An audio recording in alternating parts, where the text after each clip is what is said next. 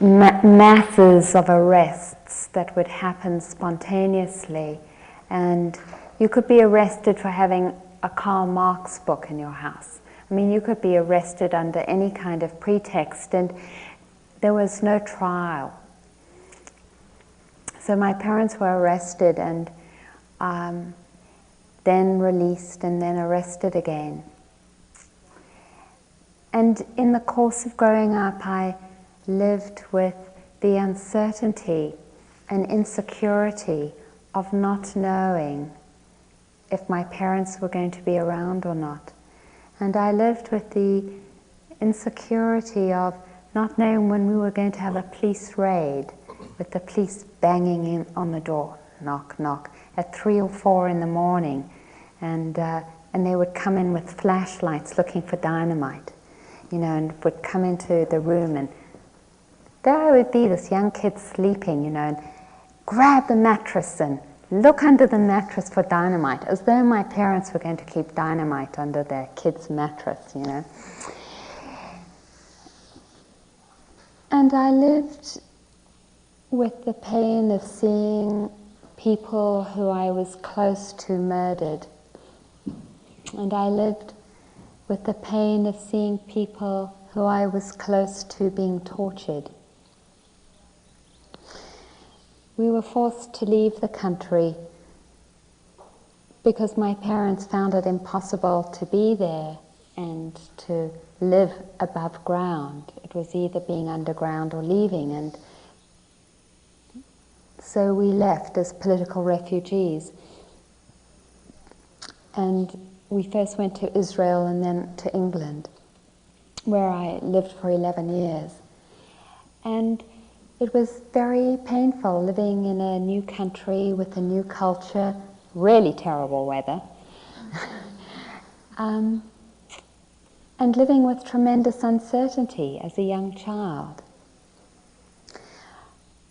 Alongside of this, I also experienced tremendous pain as a victim of sexual abuse and beating.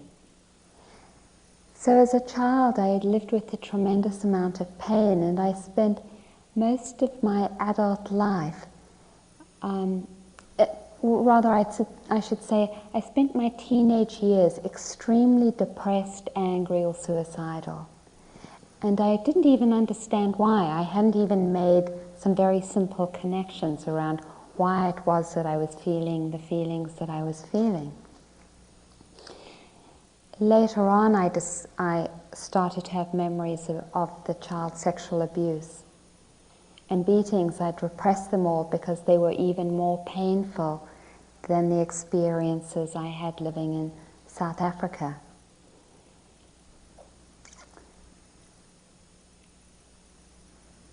I tried to kill myself when I was 21 years old.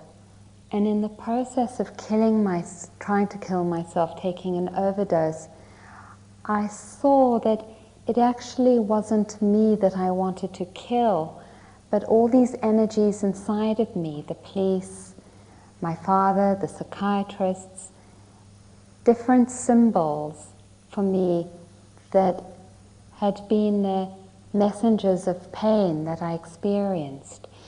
And this perception started my journey to explain life and to learn how to live with myself. And this journey took me through Marxism and socialism to the feminist movement. It took me through yoga. I trained with a Native American Indian healer for a while. I discovered my sexuality as a lesbian. And all of these openings gave me tremendous healing, but still didn't answer for me why. Why is it like it is? And then I came to this practice. And it is from this practice that I have really come primarily to a tremendous healing. And that's why I'm sitting here.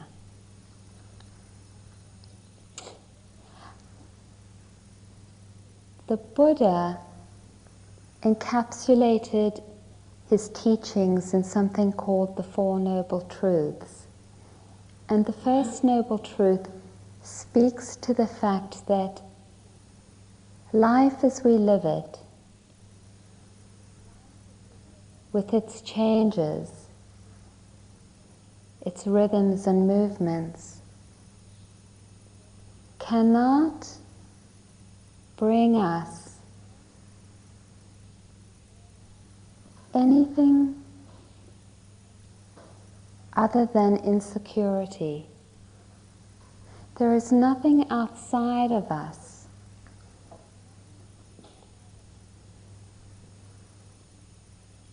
in relationships, in family, in cars or in jobs,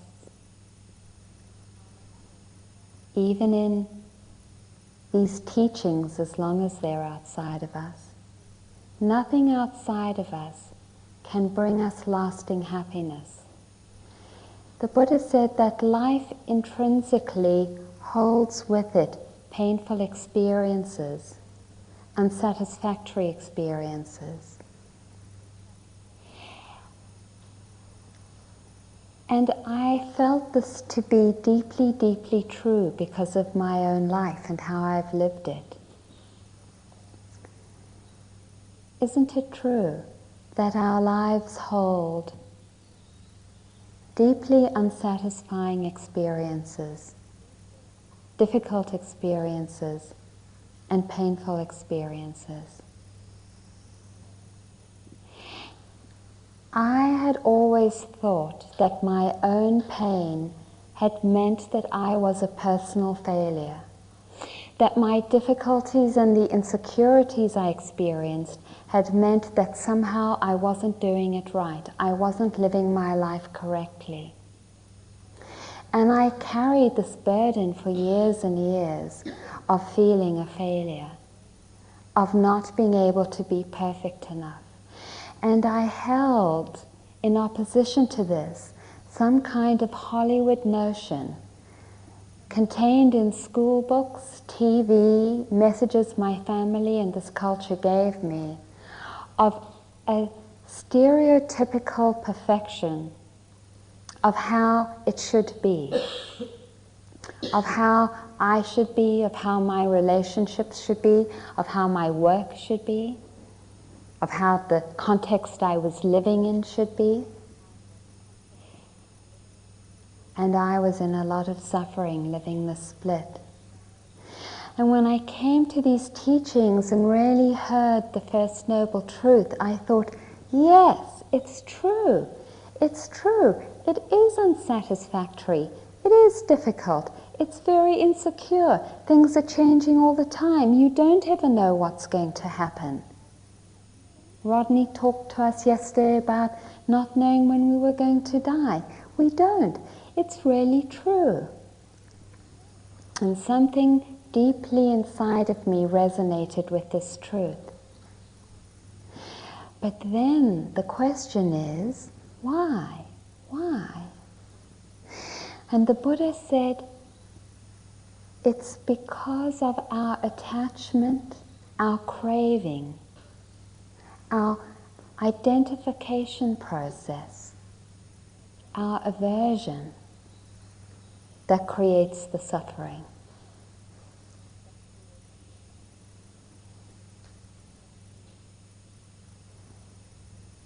What does that mean?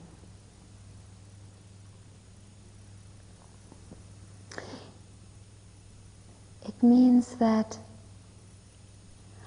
by holding on to either something inside of us or something outside of us and trying to make it stay, trying to make it mine or ours, we create suffering. Because the truth is, it's changing all the time. It's not really controllable.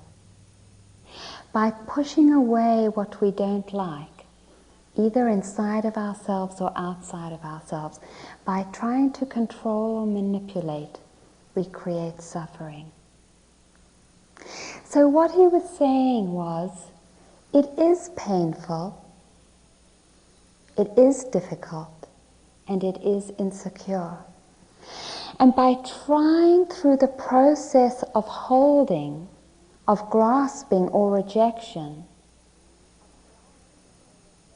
our experiences or things outside of ourselves, in the mistaken understanding that it can be different, that it can be solid, that it can be created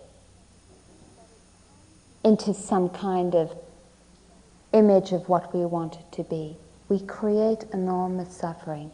And this was the split that I was experiencing.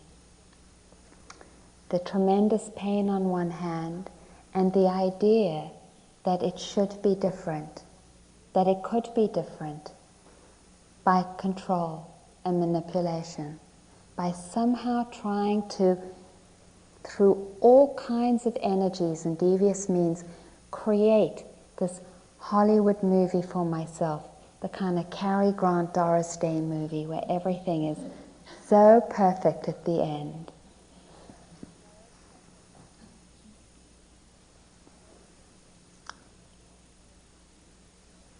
We all live with this idea deeply embedded in us that it is controllable, that the Hollywood movie is real, and that the difficulties and pain that we live with shouldn't be there.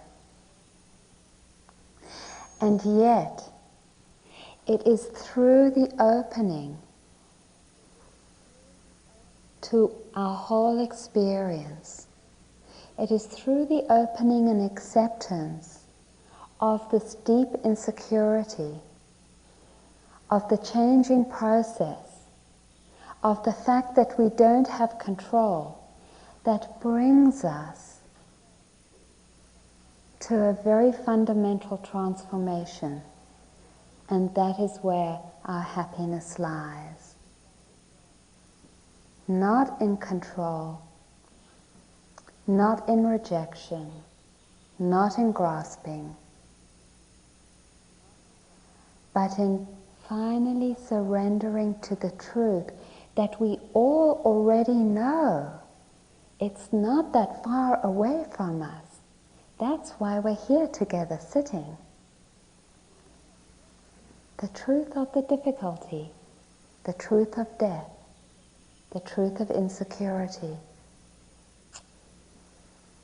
the truth of impermanence, the truth that we are a process that is part of life, like the changing seasons, like the sun rising and setting, falling into night and coming back into day, like the tides of the ocean and the growth of the seed into the plant and the fruit, and then its death and rebirth. That we are part of a universal life expression that we cannot actually call I or me or mine. That it is just like the sun that we can't call me or mine.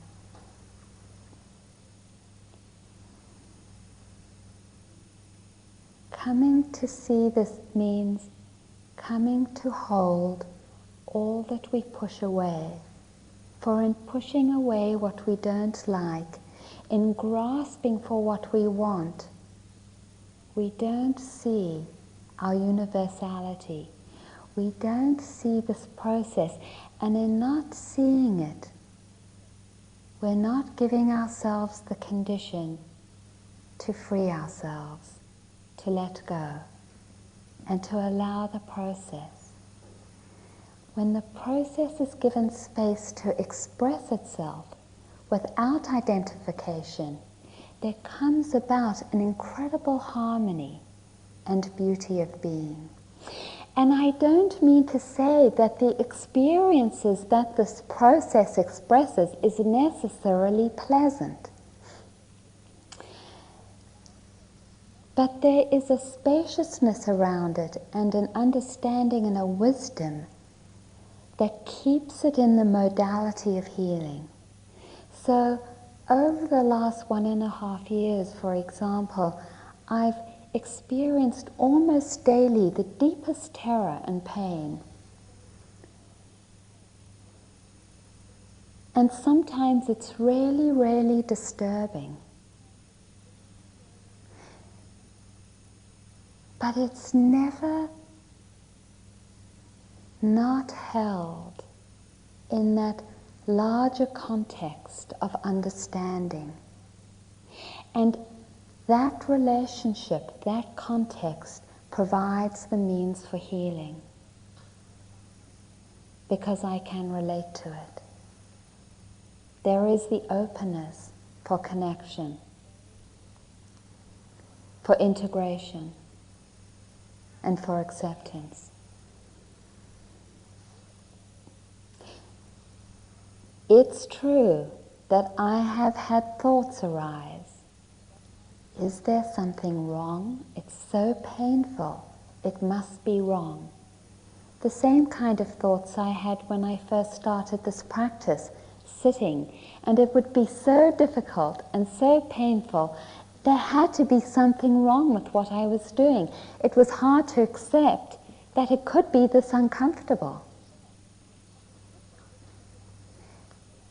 And what the Buddha is saying is that the discomfort is not the issue. The pain and the terror is not the issue. Neither actually is the happiness or the joy. For they are all passing. It's not really what it's about. What it's about is our relationship to it. Can we hold it? Can we invite it? And the holding and the invitation is what we call awareness, mindfulness. When we keep saying, come back to the breath, what are we doing? We're building the capacity of the mind to hold the process, to be there with it in a non-judgmental way, to be aware, to be mindful. Means to start to cut away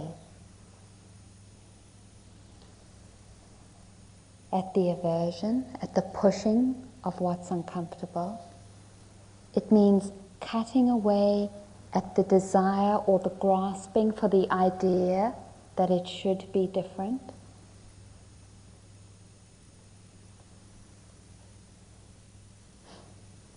It's the connection, the bridge to wisdom, to the deep understanding that there is nothing outside of what is happening in the moment that can bring us deep, everlasting happiness.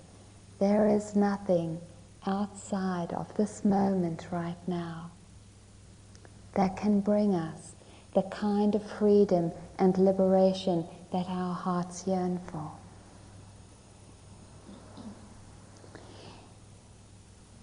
Once again, there is nothing outside of this moment, and now this one, that can bring us the liberation we seek.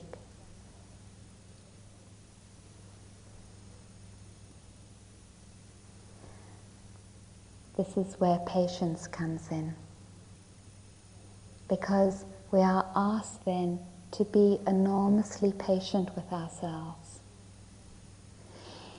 We are asked to become babies. We are asked to become students of life.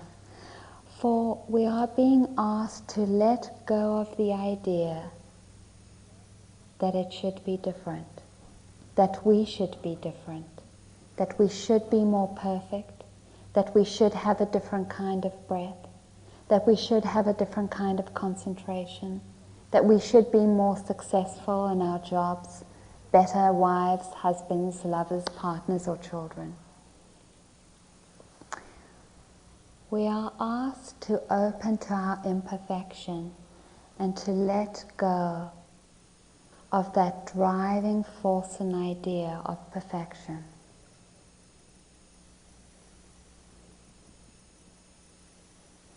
It's very humbling to open up to our imperfection. It's enormously humbling to open up to our humanity and to allow it. Each one of us, imperfect in the ways that we are.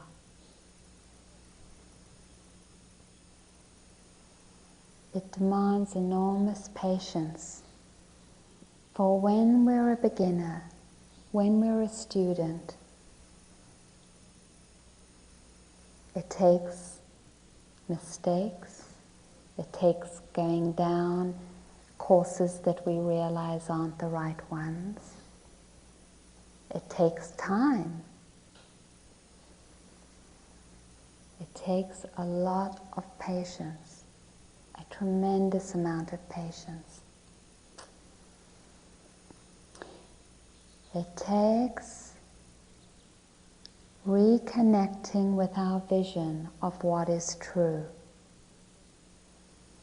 and allowing this connection to fuel us in a constancy and an endurance through the difficult periods.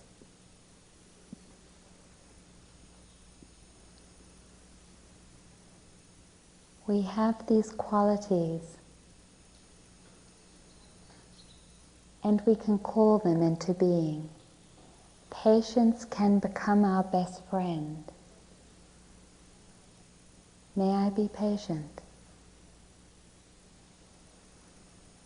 May I be constant? May I have the energy to endure and just sit with my boredom right now? May I be patient? Calling and cultivating the qualities and energies that allow us to become humble and to become students, to start to learn who I really am, what my process really is, and where my freedom lies.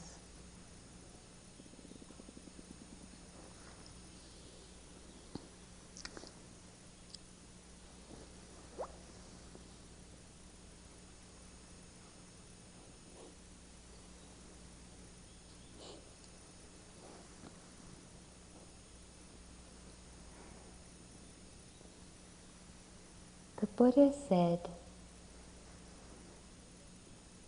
there were 5 hindrances on this path, or this opening to freedom. I've talked about the first one, which is desire, wanting it to be different, identifying with that wanting, getting sucked right into it, and acting out on it. I've talked about what fuels that desire, which is the illusion that there's something outside of our experience that's going to do it for us. In this culture, that means particularly our emphasis on consumer goods, relationships, particular kinds of intimacy, even sometimes how we relate to our healing path,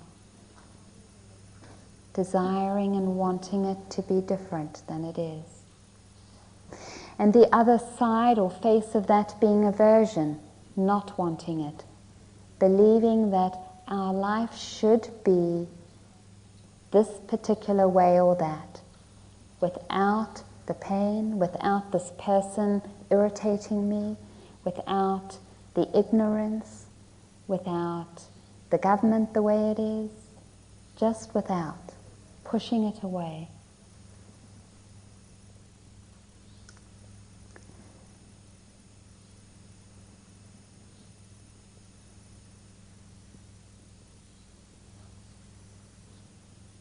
To talk about desire and aversion as hindrances does not mean to reject them, but rather to allow them as part of the imperfection. We will see our minds constantly desire. We will see our minds constantly reject. I watch my mind, and sometimes it's the subtle movement of every sensation, like, don't like, don't like, don't like. Just a slight movement towards or a slight movement away. It's there. Every millisecond, every zip, zip, zip sensation that comes up, like, don't like, don't like. And you watch it, you think, that's it, that's the mind, that's what's driving us, you know? The delusion that it should be a certain way, and then the mind's natural attraction towards what's pleasant or aversion to what isn't pleasant. And that's what we sit with. Opening to our humility means opening to watching our minds constantly desiring and constantly rejecting. That's one of our biggest traps, falling into believing that desire and that rejection. It's also one of our biggest traps to reject them and not own them or hold them in our awareness. The next invitation the Buddha directed us to was working with sloth and torpor. When the mind is really heavy, it's hard to see what's going on. Again, it's not bad in itself to be heavy. What we're being asked to do is to relate to it, is to come into connection with it, is to allow it. Wow, my mind is really heavy. Wow, I can hardly keep my eyes open.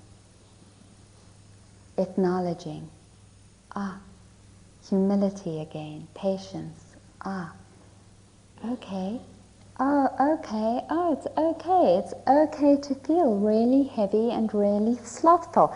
And then in that relationship of acceptance, of connection, it comes into being, I think maybe I should stand up, give myself some more energy, or I'm just exhausted, I need to go to sleep.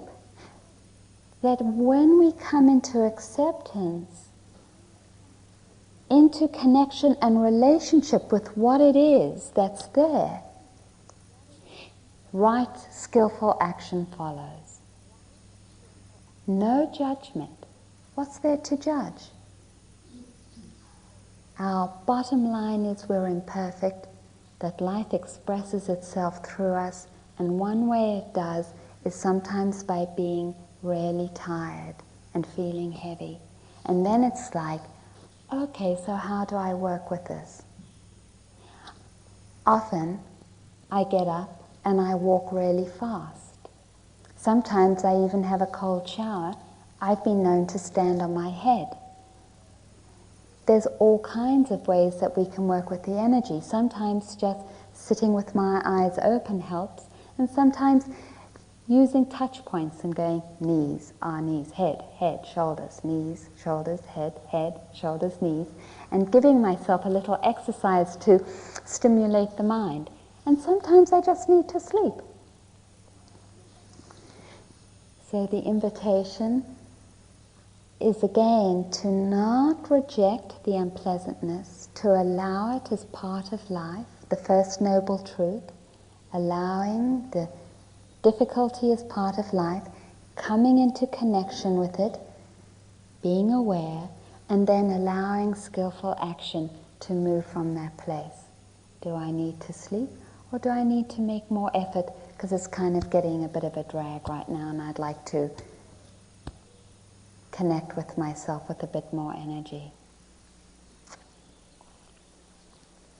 The opposite is anxiety and feeling enormously anxious and experiencing the mind all over the place, scattered in all kinds of directions.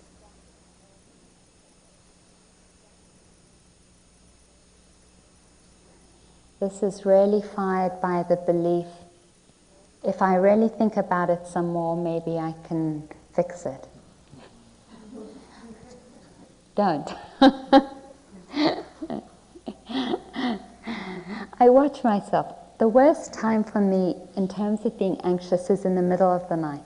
I'll wake up sometimes with a problem and my mind is like totally hooked on trying to solve a financial problem or some problem in my relationship with my lover or something like that. And it'll just be going around and around with the most incredible intensity. My jewels are locked, I'm lying in bed like this. It's amazing. It's really so, what's the word that I want to say? It's such an illusion, a mirage, anxiety, because it really does make us think that if we just think about it some more, we'll make it better. It isn't true. The best way to deal with anxiety is coming back to the body and letting go of that anxious, obsessive thinking process. There is no way that thinking when the mind is in anxiety is going to help. Sometimes I get out of bed and I do yoga just to give my mind strong body sensations to work with, because just lying there isn't enough. See, as long as we let go of the image of how we think it should be, enormous range opens up for us, because then we can say, oh, okay, this is what I need to do. It doesn't mean I'm a failure. It doesn't mean I'm crazy. It just means this is what I need to do to work with it. And actually, the mind can stay in tremendous equanimity while you're really anxious. You watch your mind going, but there's some equanimity there, and you think, okay, get up. The last retreat I taught, I woke up in the middle of the night in terror. For 2 hours, I walked back and forth, because that's what I had to do. That's what I had to do to calm the mind, you know. Again, you know, can we let go of the image that we have of how we think our lives and experiences should be, and open to how they are, open to the anxiety when it arises, come into connection with it, feel it, and in that, know, okay, I'm going to have a shower now, I'm going to give my body something different to work with, or I'm going for a walk, or I'm just going to slowly move my head because I can't seem to disentangle myself from the tape. No blame, no judgment. Same with a mind that doesn't feel concentrated. No blame, no judgment, just how it is. What do I need to do now to work with this? Can we really become students? Can we really start to learn about ourselves? Can we give ourselves a space to let it be okay, what we're experiencing? Don't we deserve it?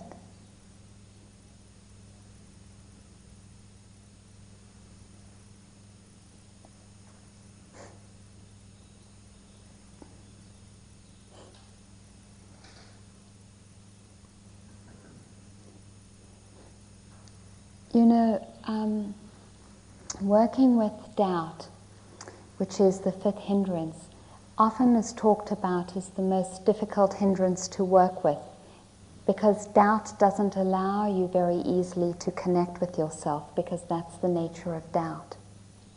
Am I doing the right thing? Here I am, it's so hot, and someone in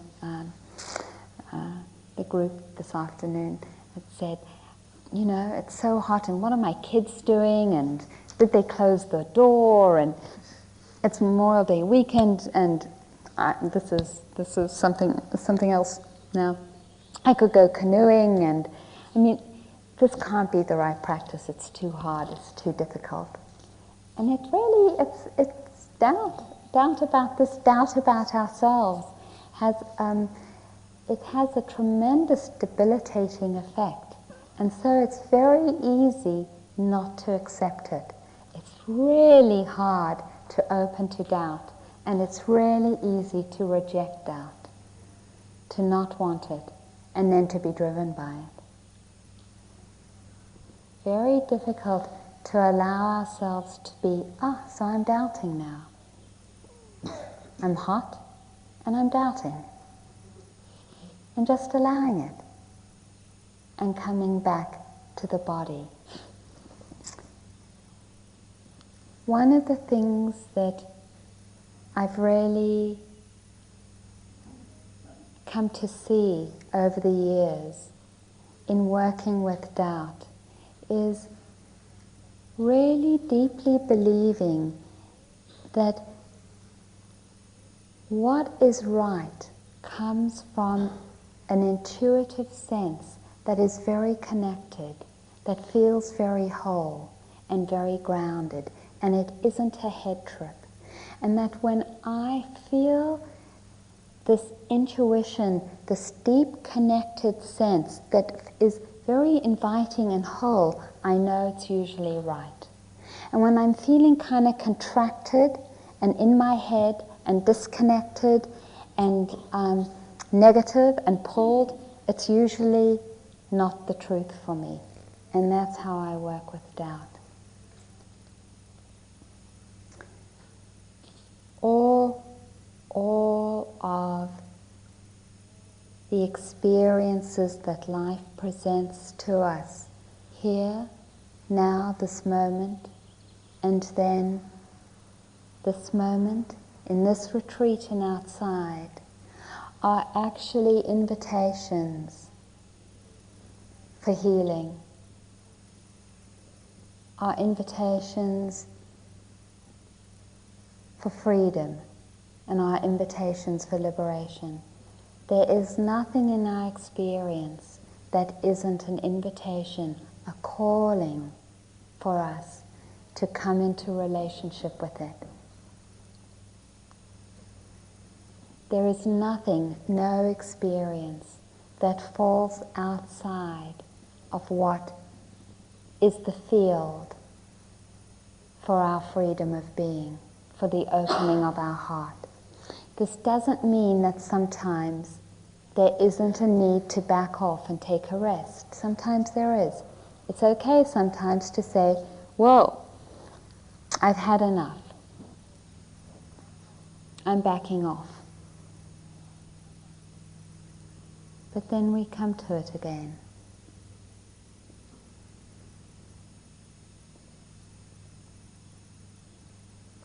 Each one of us here is here because already our hearts are very open. Each one of us is here because already we have enormous amount of freedom in our being. Each one of us is here because somewhere inside of us we believe in ourselves, and we believe in our possibility for coming to a very, very fundamental transformation of being, a fundamental healing. This possibility is realized through acceptance, through being aware, through coming into connection with what the experience is that life is presenting us with. The practice of continually returning to the breath, of continually returning to the body in its different motions and expressions, the practice of continually coming back to what it is we're doing, brushing our teeth or eating, is the muscle, the energy and the focus that allows the kind of connection and healing to these different arising experiences to happen. The more we keep returning to be present with ourselves, particularly in the body, because it's such an accessible place to return to, the more we do that this weekend, the more we build up the process for the possibility of opening to all of ourselves, of deeply being able to live with the insecurities and the difficulties with equanimity, with compassion, and with love. I wanted to end this talk by reading something by Sister, no, I don't know how to pronounce this, Sister Chao Ngong Thuong. She's a Buddhist nun and a member of the Order of Thiep Hien, which was founded in Vietnam in 1960. And she worked as an engaged Buddhist during the Vietnam War, assisting war victims and the poor. I started to work for social justice in Vietnam at the age of 18. My work involved helping the poor and those displaced during the war. Because of my involvement in trying to stop the war, I was exiled from my country in 1968, and I went to live in France with Thich Nhat Hanh, who was also in exile. When I was 37, the war finally ended, and I thought that I would be able to return in order to serve my country in that time of transition. When I had worked for social justice in Vietnam during the 60s, along with the other members of the School for Youth for Social Service and the Order of Thiep Hien, I used the nonviolent teachings of the Buddha, which emphasized love and understanding. This was very different from both the capitalist government of South Vietnam and the communist government that took over in Vietnam in 1975. But I thought that even though our methods were different from the communists, that our mutual aim was social justice. So I thought that I would be able to go back to serve the people of my country. But I slowly learned that my friends whom I had worked with, both lay people and monks and nuns, were being arrested. Many other tragedies were coming. I realized that I could not go back, and I felt like I was a big tree cut at the roots. I almost died from the sadness. How could I overcome the pain?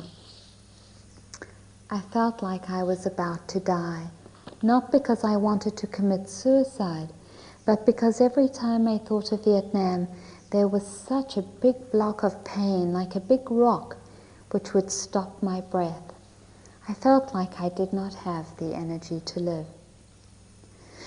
So at that time, I followed the teachings of the Buddha in a very deeply concentrated way.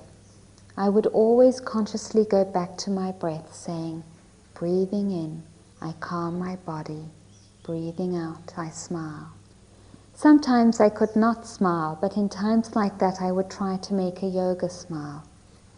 I would do walking meditation after the sitting, in which I would follow the breath. As soon as I would lose awareness of breath, I would feel Vietnam invade my consciousness with many thoughts. Why are such good people my friends in jail? Why can they not come to live with me? What can I do? I did not want to go around like so many anti-communist Vietnamese saying, kill the communists. This is contrary to the teachings of the Buddha. I know that everyone has the Buddha nature and everyone can become a Buddha. But it was so confusing when my mind was not clear. So I just trusted in the teachings of the Buddha that when we're able to clear our minds enough, we can look deeply into a problem and see how to resolve it. So I kept meditating, breathing and smiling in order to clear my mind. However, it is much easier to resolve a problem with one other person than to resolve a problem with a whole country. 60 million people are unable to resolve these problems. How can I? So I did walking meditation, sitting meditation, planting lettuce meditation, cutting carrot meditation, cooking meditation. Breathing in, I calm my body. Breathing out, I smile while cutting this carrot. I did not allow my mind to go far away from the specific work in front of my eyes. That was all. Dwelling in the present moment, I stayed with what was here and now, close to me. While washing my clothes, I would say, breathing in, I calm my body. Breathing out, I wash my clothes.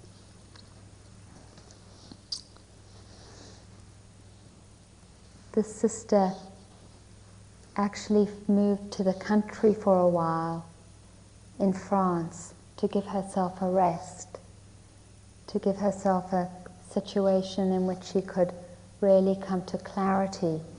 And from this space and from her practice, she was able to find a way to start to help those that she knew and those that she didn't in Vietnam. I felt really inspired by her story.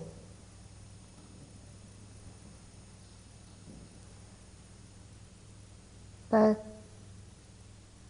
with the work she was doing, with her effort, with her trust, and with her patience of just practicing and keeping on practicing until it became clear what her next step was.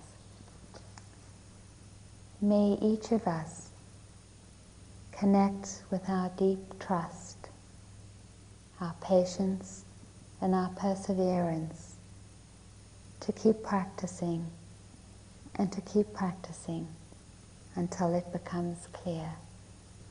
In this way, may we all be blessed. Thank you for listening. To learn how you can support the teachers and Dharma Seed, please visit dharmaseed.org/donate.